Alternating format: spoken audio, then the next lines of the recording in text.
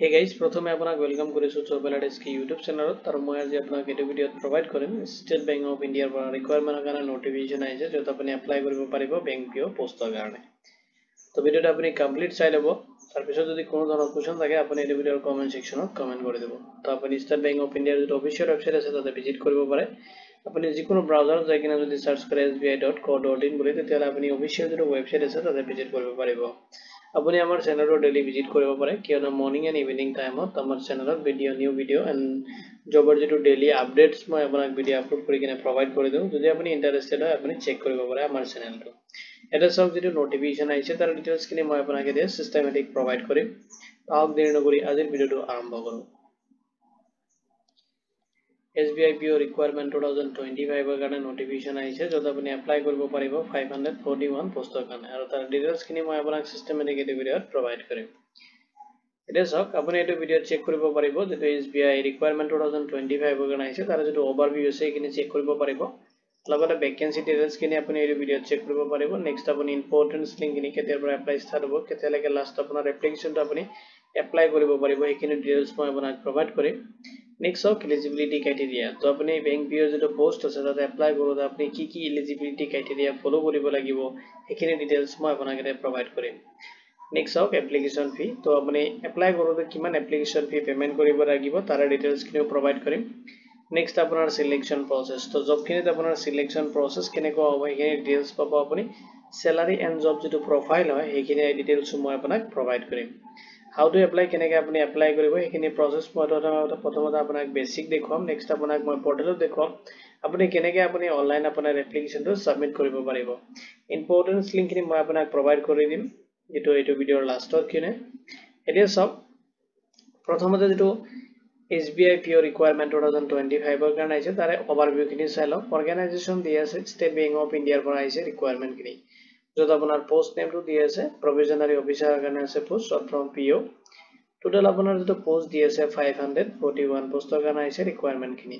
notification number তো অফিচিয়ালি টো notification আছে এইটো নাম্বাৰ আপুনি নোট কৰি ল'ব পাৰে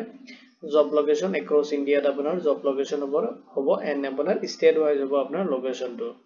এপ্লিকেশন যেটো মোড আপুনি অনলাইনত কৰিব লাগিব আপোনাৰ এপ্লিকেশনটো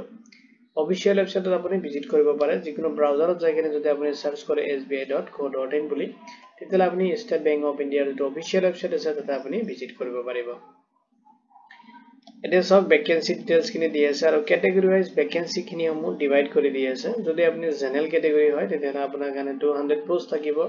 যদি আপুনি ইকোনমি উইকাৰ মানে EWS ক্যান্ডিডেট হয় তেতিয়া আপুনি 50 পোষ্ট ৰিজাৰ্ভেশন পাব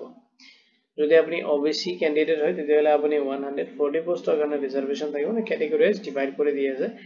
SC ক্যান্ডিডেটৰ কাৰণে দিছে 100 আৰু ST ক্যান্ডিডেট দিছে 51 পোষ্ট টোটাল আপোনাৰ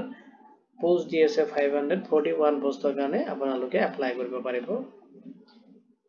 এটা সক ইম্পৰ্টেন্ট তো অফিচিয়েল যেটো নোটিফিকেশন আছে এটো ৰিলিজ হৈছে জুন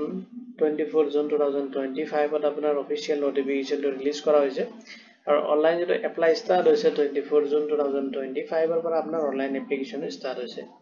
লাষ্ট আপুনি আপোনাৰ এপ্লিকেশনটো সাবমিট কৰিব পাৰিব 14 জুলাই 2025 লৈ কিনে প্ৰিলিমিনাৰী যেটো এক্সাম ডেট হয় এতিয়ালৈকে ফিক্স নহয় জাস্ট ইয়াতে যেটো নোটিফিকেশনত প্ৰোভাইড কৰিছে জুলাই টু আগষ্ট মানত আপোনাৰ প্ৰিলিমিনাৰী যেটো এক্সাম হয় এটো এটা মানে আপোনাৰ এটেম্প কৰিব পাৰিব বুলি এটা আশা ৰাখি থক আৰু যদি আপুনি এক্সাম দিম বুলি ভাবি আছে প্ৰিপাৰেচনটো ষ্টাৰ্ট কৰি দিয়ক মেইন এক্সামটো আপোনাৰ সেপ্টেম্বৰ 2025 মানত হ'ব পাৰে এটা সব পোষ্ট খিনিত এপ্লাই কৰোতে আপুনি ফলো কৰিব লাগিব এলিজিবিলিটি ক্ৰাইটেৰিয়া খিনি যত আপোনাৰ এডুকেশনাল কোৱালিফিকেশন বিচাৰিছে যদি আপনি গ্ৰেজুৱেচন কৰিছে any discipline from A recognised university তো আপনি যিকোনো ইউনিভাৰ্সিটিৰ পৰা যদি আপনি আৰ্টস কমাৰ্স যিকোনো ষ্ট্ৰীমৰ পৰা হ'ব পাৰে যদি আপনি গ্ৰেজুৱেচনটো কমপ্লিট কৰিছে তেতিয়ালে আপনি পোষ্ট খিনি কাৰণে এপ্লাই কৰিব পাৰিব দেশ অফ নেক্সট আছে যদি আপনি ফাইনাল ইয়াৰ ষ্টুডেন্ট হয় তথাপি আপনি পোষ্ট খিনিত এপ্লাই কৰিব পাৰিব কিন্তু আপুনি তাতে সব কোৱালিফিকেশনৰ যেটো প্ৰুফ হয় এটা আপনি সাবমিট কৰিব লাগিব তো এক্সাম্পল তৰপে আপুনি যেটো আপোনাৰ কি বুলি কয় এক্সাম যেটো হয় লাষ্ট সেমিষ্টাৰ যেটো লাষ্ট সেমিষ্টাৰ হয় আপুনি যদি ফাইনাল ইয়াৰ হয় আপোনাৰ প্ৰিভিয়াস যেটো সেমিষ্টাৰ আছিল মানে লাষ্ট সেমিষ্টাৰটো যেটো এক্সাম আপুনি ৰিসেন্টলি দিছে তাৰ যেটো মানে মাৰ্কশিট হয় এটা আপুনি তাতে যে প্ৰুফ হিচাপত আপুনি আপলোড কৰিব পাৰিব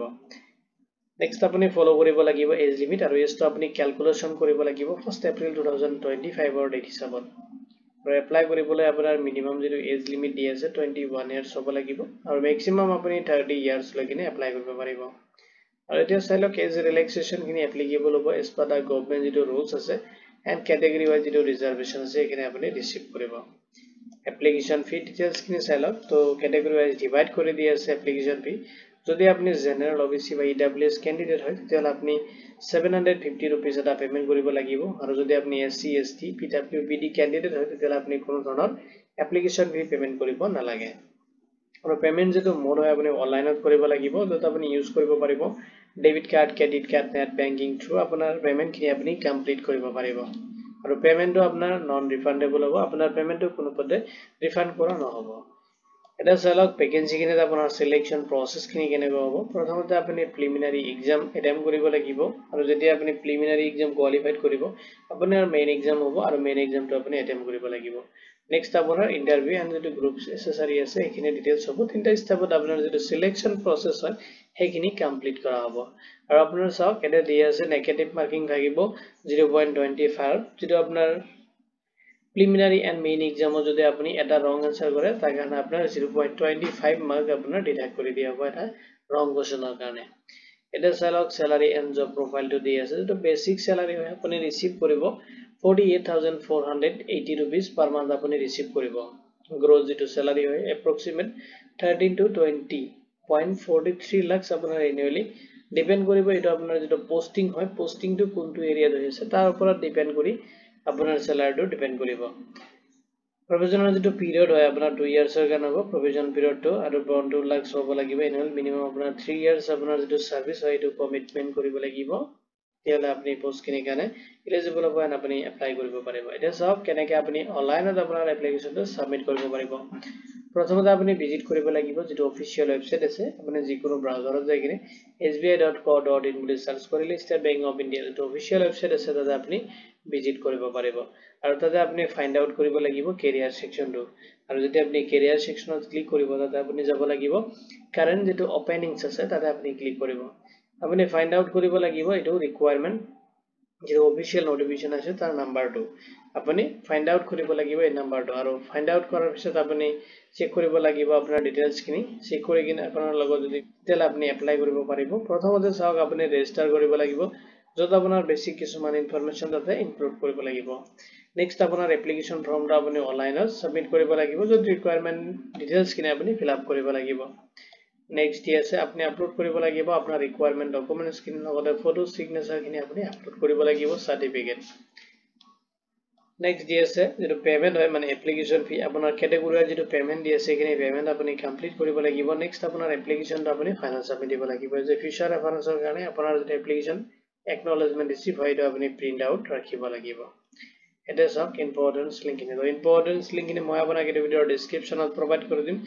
যদি আপুনি ষ্টেট বেংক অফ ইণ্ডিয়াত আপোনাৰ কেৰিয়াৰটো আৰম্ভ কৰিম বুলি ভাবিছে এনে আপুনি ইন্টাৰেস্টেড হয় এই ভিডিওৰ ডেসক্ৰিপচনত দিয়া লিংকটোত ক্লিক কৰি কিনে আপুনি অফিশিয়াল নোটিফিকেশনটো ডাউনলোড কৰি কিনে আপুনি এপ্লাই কৰিব পাৰিব এটা সব অনলাইনত আপুনি কেনেকৈ এপ্লাই কৰিব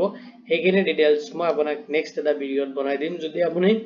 এপ্লাই কৰোতে কোনো ধৰণৰ প্ৰবলেম হৈছে আপুনি এটা কমেন্ট কৰি দিব মই নেক্সট এটা ভিডিও আপোনাৰ কাৰণে বনাই দিম ভিডিওটো চোৱাৰ বাবে ধন্যবাদ দি কিনে মই আজিৰ ভিডিও ইমানতে সামৰিছো